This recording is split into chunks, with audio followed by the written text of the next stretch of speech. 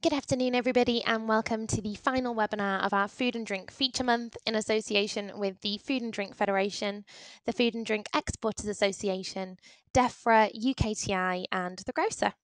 My name is Gemma Price, and I am the Content and Community Manager at Open to Export. For those of you that are new to our webinars, Open to Export is a free online community where UK businesses come together to help each other become better, smarter, and more confident when doing business abroad. We are proud to be supported by our founding partners, UK Trade and Investment, the Federation of Small Businesses, the Institute of Export, and Yale Group. Now, if you haven't already, I would encourage you to pop along to opentoexport.com and check out our feature page. Food and drink continues to be one of our most vibrant and engaged sectors on the site, where we have an excellent food and drink feature page, which you can see now is packed with webinars, case studies, guides, and live feeds from the relevant food and drink sections of our site. So our event listings, our forum, and our business opportunities feed.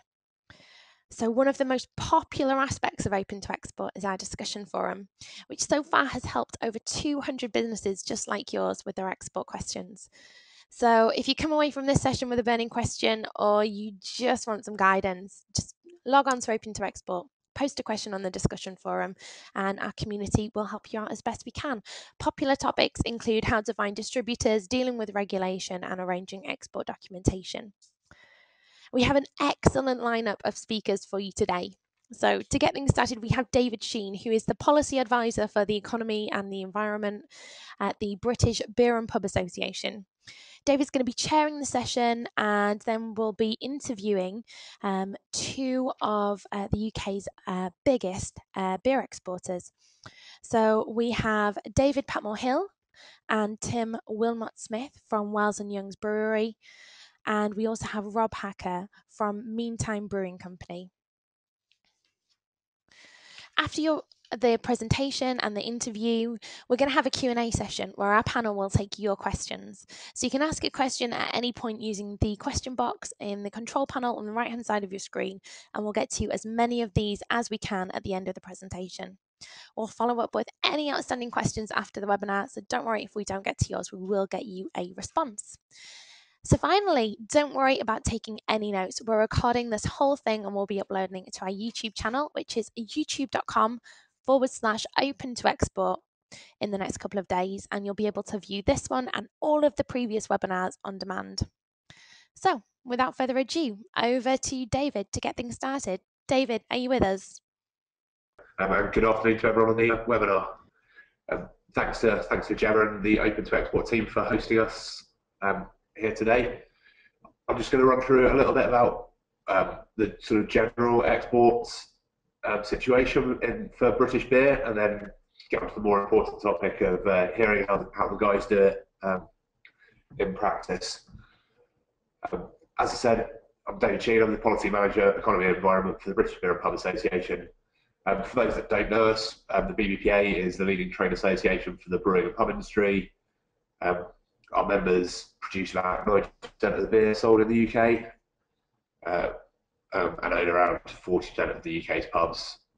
As a trade association, we have a wide remit to work across all areas that affect the brewing industry and the pub industry, taxation, alcohol issues, etc. Our overall mission is to reduce the burden on breweries and pubs, and promote trade both in the UK and overseas. And obviously, as part of that, we want to facilitate as much British beer being exported as possible. So I'll just do a quick summary of the beer export market at the moment. From the UK, we currently export around 6.5 million hectolitres, so just over 4 million barrels. Just over 2/3 of that is exported to the EU nations. Total exports are worth about £629 million, so a very substantial amount for UK businesses. A big part of the UK food and drink sector. we export all over the world, 110 countries in total, as we've got there. But obviously, there are some key markets that we, as UK brewers, deal with.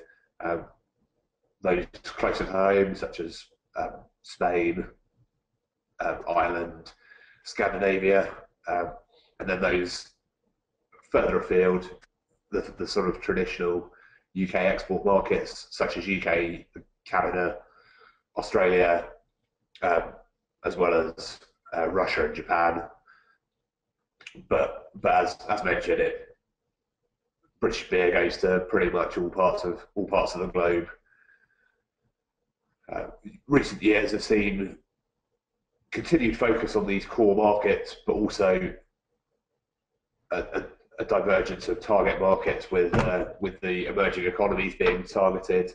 So starting from a very small base, China, India, Brazil, those sort of countries are now becoming prominent UK targets for export. Just a quick chart here. So as you'll see, over 1 in 5 pints or bottles of beer heads over to the USA, our biggest beer export market, as you'd expect. Big presence in Ireland, and France, although some of that's slightly affected by cross-border movements. And then again, we've got the markets we've spoken about: Italy, Sweden, Australia, Spain, and a little bit to Germany. So they're the biggest markets. That's where we've so far had the greatest success. But there's, in that other section, there's a lot of countries and a lot of potential out there. So that's where we are at the moment. Who knows what we'll be in 5 years?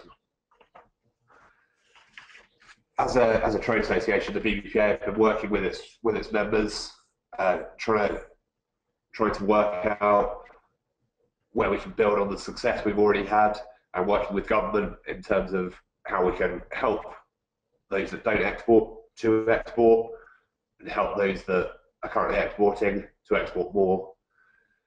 So as part of this, we developed the British Beer and Cider Export Delivery Plan with partners in government and across the industry, with the ambitions to grow exports for British brewers and cider makers. As part of this, we identified a few key areas, a few deliverables that we really wanted to focus on, which are on the next slide. So this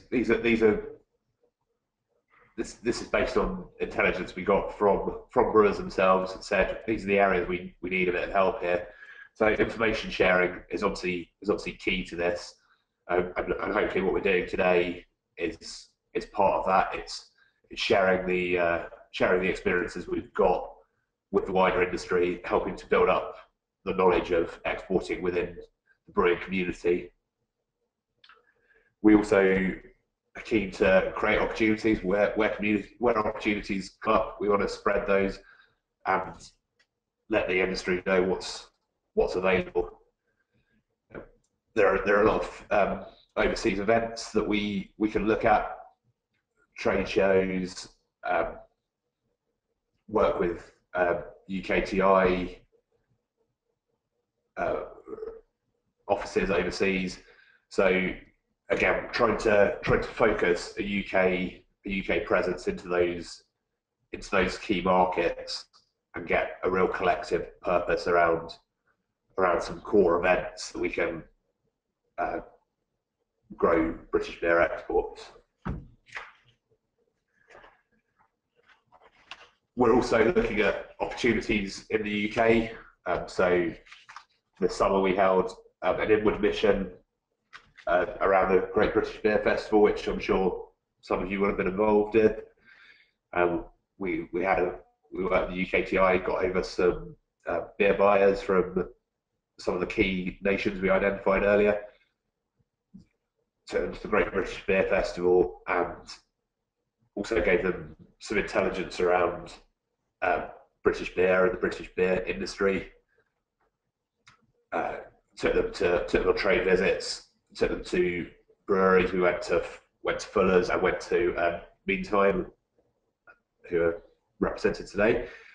And there are also plans for more events around a SEMA event, the BFBI, International Beer Awards, and looking in the future at how we can maybe target key markets to get retailers from those nations over to the UK to come and experience what we've got to offer. And the final point of it was identifying barriers to trade that we can work with government to eradicate, those niggly bits that make an exporter's life more difficult. So working with the brewers again to identify what these are and to try and eradicate them. That's our key objectives as a trade association for helping British brewers export more beer. So that's all I'm going to say. But I'll now introduce our colleagues on the call. So I'll pass over to Wells and Youngs to introduce themselves. Good afternoon, everybody. It's Tim Wilmot Smith here. Hope you're all doing well. Just give you a bit of a brief background. Yeah, we're Wells and Youngs. We were formed in October 2006 by a joint venture between Charles Wells Limited, based in Bedford, and Youngs PLC, based in Wandsworth. So between us, we've got a joint brewing history dating back 313 years. Still privately owned, and we're the largest privately owned brewery in the UK. We started exporting in the early 1980s, I guess predominantly to assist in some spare capacity that we had in the brewery at the time, and a lot of that volume was going to Russia. And we're working jointly with another brewery, Mansfield Brewery, who unfortunately no longer exist. We changed our strategy probably about 11 years ago when we acquired the John Bull Pub Company that was owned by Allied Domecq. We acquired that for, I think, the great sum of £1, but that enabled us to enter into quite a few of the additional markets by a franchise operation that was running on the pubs. And we changed our strategy at that time because the business was selling quite a lot of beer, but actually wasn't making any money. It was producing a loss. So that's where we changed our strategy about 10 years ago, and then we went through a further restructure 4.5 years ago, which is when myself and Dave joined the international sales team. We've previously worked for Wells and Youngs for quite a period of time. I used to head up the UK off-trade operation, and Dave, right-hand man, used to head up the UK free trade operation. So that's how we got into exporting for Wells and Youngs, and within the last 4.5 years we've doubled our volume, so we're now hovering around the 90,000 hectolitres, and our strategy is very simple. It's about sustainable, profitable growth. Interesting to note, a bit like the UK, 80% of our volume comes from just 7 markets, even though we deal in 40 markets across the world. So that's a quick snapshot about us, and I guess anybody who wants to ask any questions, then please feel free to do so. Thank you very much. Hi, it's Rob Hacker from Meantime Brewing. Bit of a different history to Wells and Youngs. I think they've got about a 300-year head start on us. So we started in '99, started by Alistair Hook in Greenwich. And there's it's hotly debated about what craft beer is, but we think we were the first kind of, I guess, US-style modern craft brewery in the UK. How did we get into export? Partly through accident, partly through design. Between '99 and today, we've by being one of the first to do it in the UK, we fell on a few people's radar. So we were only really exporting to some of the bigger export markets that have been mentioned already, particularly the US and Scandinavia. And then from there, we've kind of evolved as our capacity's grown. So we're sort of 10 times the size of what we were as little as 5 years ago, which has enabled us to chase more export markets. We're now in 40, and all of the developed beer markets, plus a few burgeoning ones. Only in the last 2 or 3 years, since we've had a massive upgrade in the brewery, has export become a bit more of a focus for us. So up until 2 years ago, export was just absorbed into the regular on and off trade business for us. We didn't really have any export specialists. I've only really been looking at it myself for the last year. And as part of that, obviously, starting to make visits outside of the UK to tailored trade events to try and see where we can push the, if not the Meantime brand, certainly the London and therefore by association the UK beer brand, which is I guess in many markets been overtaken by what the Americans have been doing for the last certainly 5 to 10 years, if not the last 20. So that's where we're at. A different offering to Wells and Youngs, but hopefully complementary to what some of the traditional British brewers have been doing.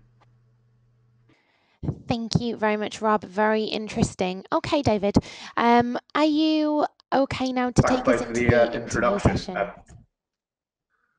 Yes, Gemma, thanks.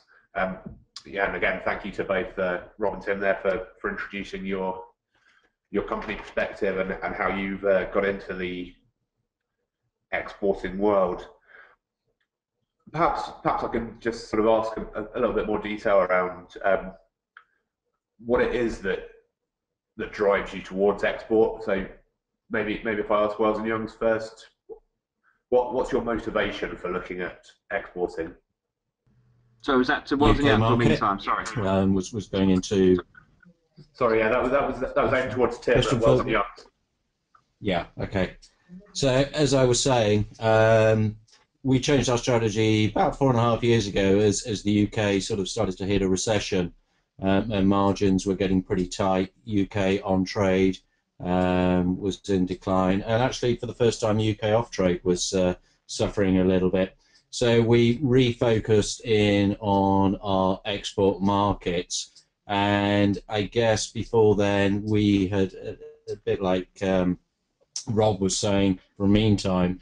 You know, a lot of businesses want to do export. They feel as though they should do export, but actually they don't really focus in on export. They don't give it the resources that are required. And so what we do is we restructured quite simply because we wanted to grow our volume and profit to support the overall business. So that's the sustaining factor behind our export business now at Wells and Youngs, is it's a core part of our business because we produce beer, we manufacture it and package it, and we wish to sell that across the whole of the world. So that's our drive. And Rob, from your own perspective, you said it was part of your own off trade. What was the mechanism or the reasoning that you decided to make export such a focus at Meantime? Yeah, it's pretty simple. It's twofold. One, the worldwide demand for craft beer, which it'd be silly not to exploit. But more than that, for Meantime, it was purely a capacity thing. If we went back to 2009, we were basically maxed out in our brewery. Therefore, the last market you want to service first is your export market. We had to look after London and the UK first. So we didn't so much put the brakes on, but it was kind of perfect timing that we upgraded the brewery in 2010. And you can see in the UK and worldwide what's happened to craft beer since. So you could say that's either amazing luck or brilliant planning. Probably a bit of both, I would say. You both obviously export to a large number of companies, a large number of countries. How do you focus on the core markets? How do you select the markets that you want to export to? Maybe again, Tim, if you go first on this one. Okay, well, I'll hand this one over to David, my sidekick, so he can answer this one. I think it's not so much about how we decide the markets, it's kind of how we want to move within the markets. The most important thing is about who we use and where we go with that. A lot of people just think that you can just pick up a distributor and just go straight with them. But you must first understand that we would always get a lot of inquiries from markets, and it's first of all we need to make sure there's a strategy for us and for them. So if you've got an inquiry coming from a particular country, we always get people who want to buy our beer. Now, are they an importer, or are they just somebody seeking just to stock our beer because they like our beer, which is great. But so first of all, we need to look at their strategy. We ask them their strategy, and then we look at the numbers, because it needs to be a commercial position for both them and us to have the win for both parties. And there we go into what the size of the opportunity is, and then asking them to be a little bit more in depth of who's already operating in the market as, let's say, a competitor. And when we look at the competitors that we work against with, or sometimes with, is making sure that our offering is different, and we are able to secure a good profitable size of the market. Thanks for that, David. And Rob, do you proactively look for new markets, or do these new markets come to you? Yeah, I mean, of course, we most of the markets people know about, and in terms of where we sell our beer, because we are a premium offering, relatively small. A lot of the craft brewers would describe us as big, but the big brewers would definitely describe us as small. Therefore, we have to make sure we sell our beer in places where we can command a premium. So places that spring to mind are obviously the US, Australia, Scandinavia. But that's not to say we wouldn't sell our beer in, for example, not that we do at the moment, Africa. But it's the same response as Tim, really. I mean, the biggest barrier to exporting would be your faith or confidence in who you're partnering with. Therefore, the more you can visit these countries and see people face to face, the better, I think, to be honest. Thanks, Rob.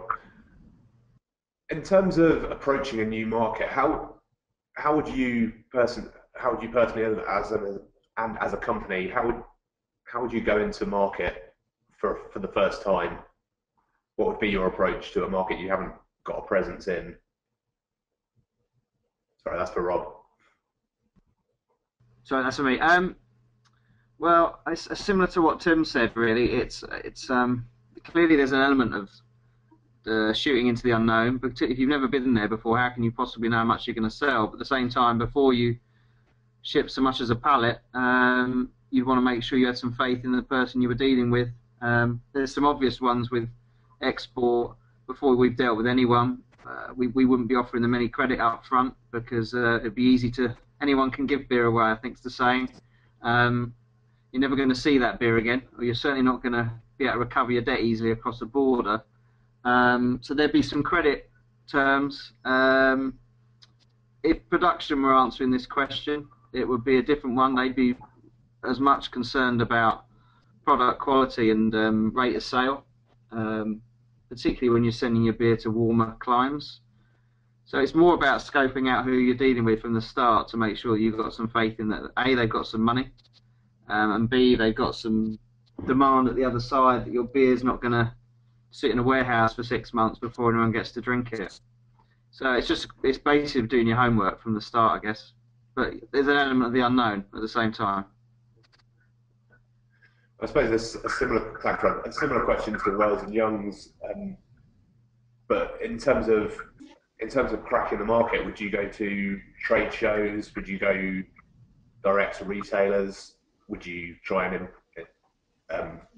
work with wholesalers? Okay. I mean, let's take Brazil as an example. 2.5 years ago, we had an importer, very limited volume. So we started to focus in on Brazil as we had a little bit of time. And the first thing we always do is we need to fully understand that market. What are the dynamics of the market, from its economic, its political, its style, its the food that they eat, the climate, etc., etc. So you've got to fully understand your market. And then from that, you've got to understand, as Dave said before, the competitor brands out there, not only the ones that are being imported, but also the domestic brands as well. So, Rob, craft brewery, you'll find in most countries now the craft beer scene is growing at a phenomenal rate. Obviously born out of America, but Sweden, huge development. Italy, again, great beers coming out of Italy. So you've got to understand what is your USP. Will people pay for your product? Because you're going to be at a higher price. And you've always got to ask yourself the question, so what? Will someone ask my beer, or will they go, yeah, it's twice as much, so what, will I buy it? And if you haven't got the answer as a yes, then you've got problems. So then it's identifying what is the size of the opportunity, because you've got to understand from that what you're prepared to invest in that market. It's then resourcing, looking at all the importers. Don't just go down the obvious and look at people who already import beer. Look at people who import spirits. Look at people who import packaged goods, as in food, because they're all going to be dealing with the same end retailers that you want to do. If you're dealing in draft, then yes, you've got to be looking at an importer that's already working in that sector. Go speak to them. The internet's great. You can get a lot of information off the internet, but you've got to really speak to them directly and go and visit them. You've got to get out into trade. You've got to visit the buyer. As we say, buyers aren't bees. You're not a pot of honey. They won't come flying to you. So you've got to literally see them. Trade shows are great, but buyers have limited time like we do. So if you want to sell your beer, you've got to go and see them. So it's a lot of hard work. It's costly, which is a problem for people who are starting up in export. And if you are starting up in export, get people who in your business that know about export. It will save you a lot of money. But also start off with 1 or 2 markets, build those markets up, and then use that profit to move into other markets. So that would be our advice on a new market or expanding a market. Thanks for that, Tim. Just a quick question on distribution. Towards Rob first off. How have you found distribution of your beers overseas? Have you had any specific problems with that, or anything you want to share on getting beer to market?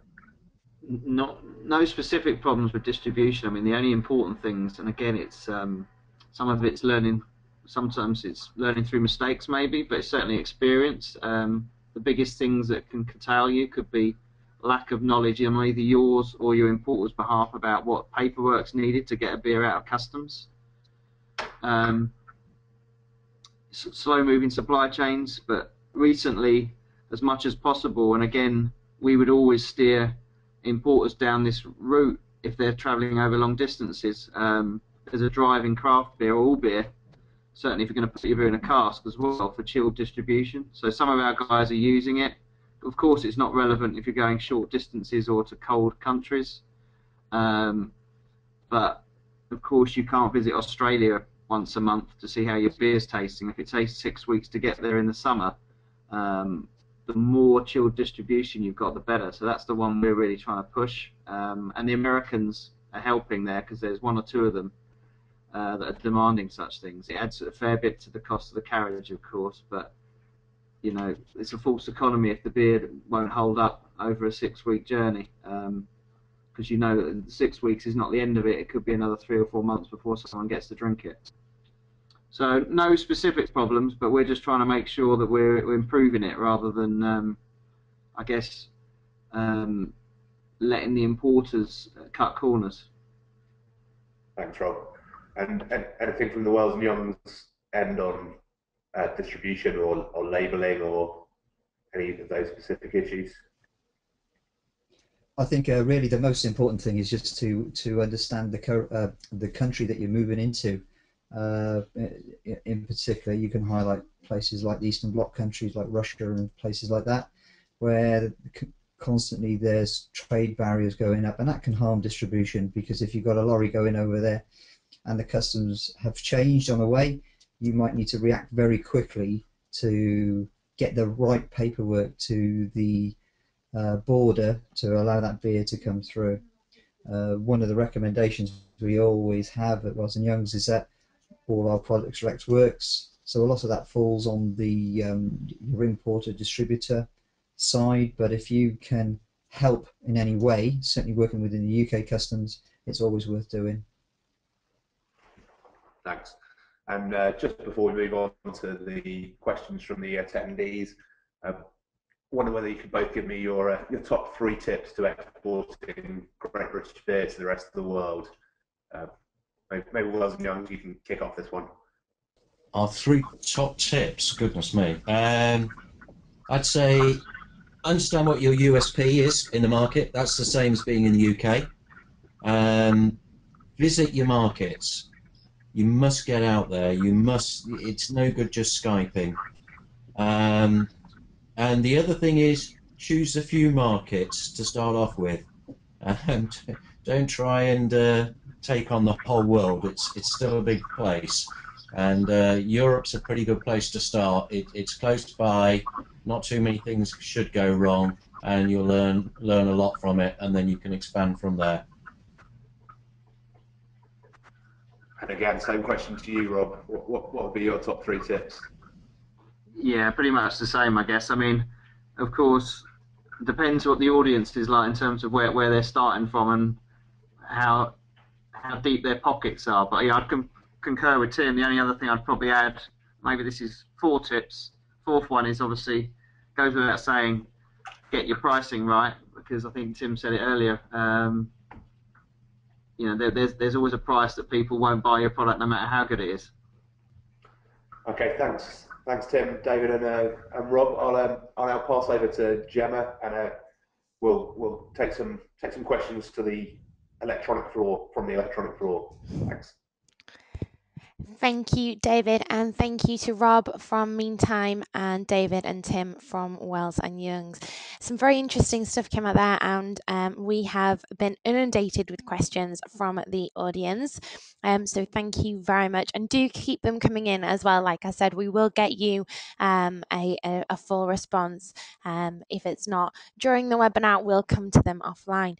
I'd like to start with Wells & Youngs if I can. So Tim, I'm going to go to you with this one, and it's all about regulation. So can you recommend any organisations that can help kind of small exporters with kind of the labels, the export documentations, the nuts and bolts stuff? This has come from John in the audience. So who would you turn to? Which organisations help you with the nuts and bolts of export?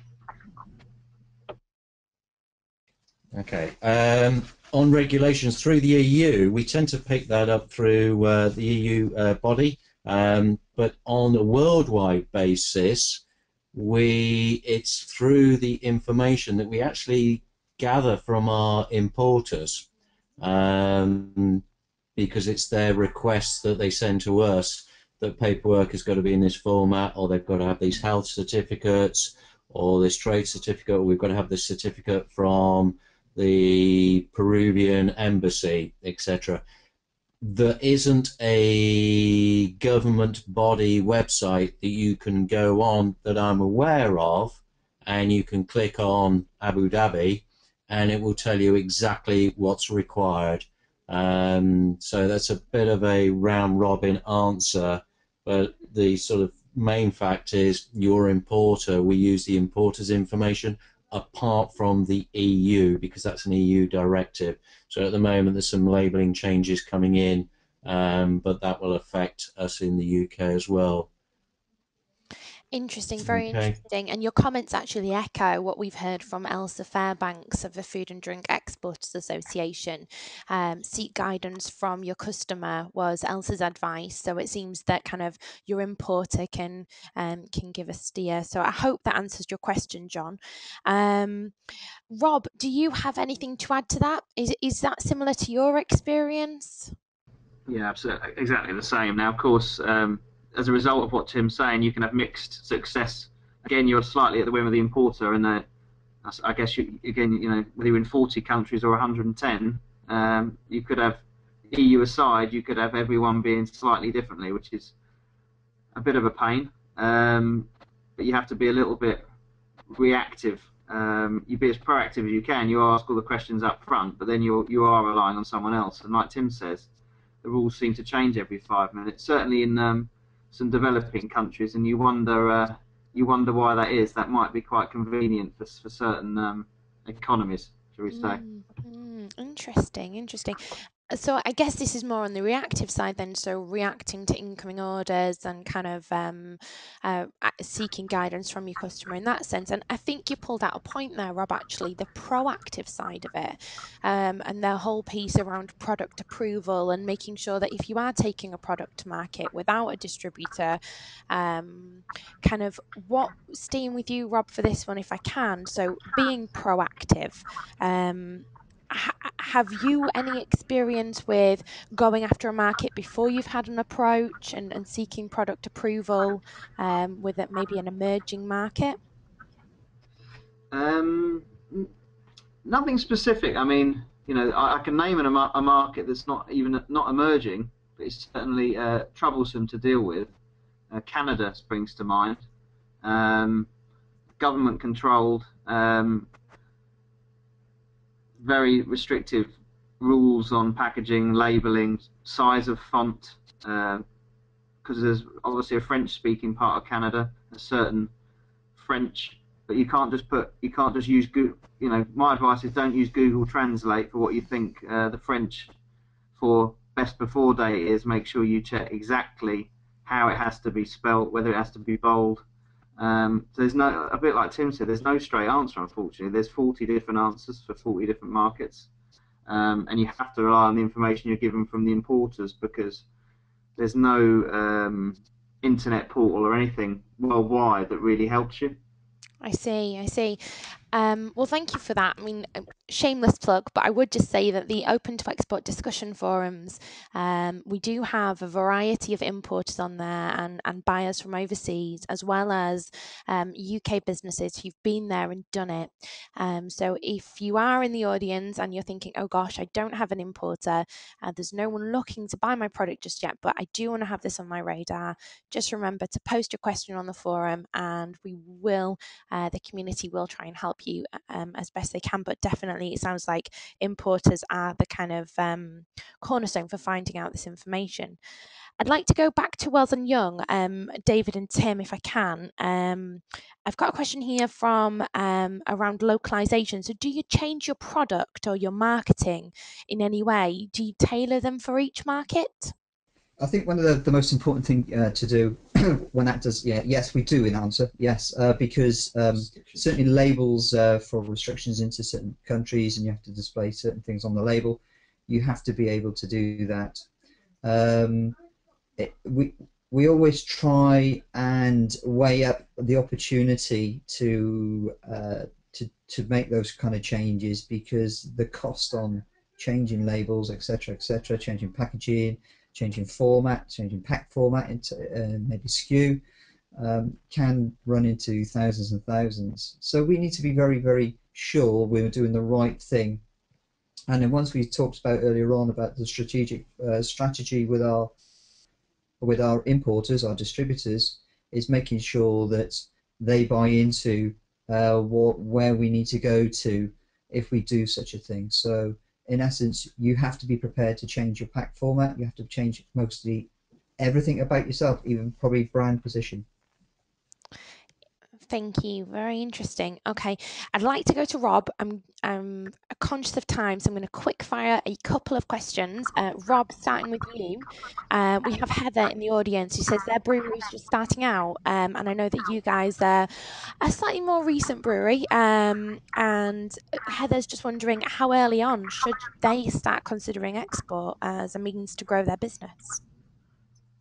That's a tricky one. I guess it depends how much demand they've got in the UK. I mean, it goes without saying it's often cheaper and easier to crack your home market first, just because of the sheer travelling costs, cultural, language, paperwork, currency, all those other things. Now, of course, some breweries decide to go the other way and decide they're going to target export first. I don't really think there's a straight answer to that one, to be honest. I mean, our experience has been start with your home market, and a bit like Tim said, maybe pick one or two horses to back at the start, because if you're small, unless you've got, we're not football clubs, unless you've got a sheikh that owns you and you've got a bottomless pit of money, you might lose it quite quickly if you don't. I would say start local. I think Tim said the same.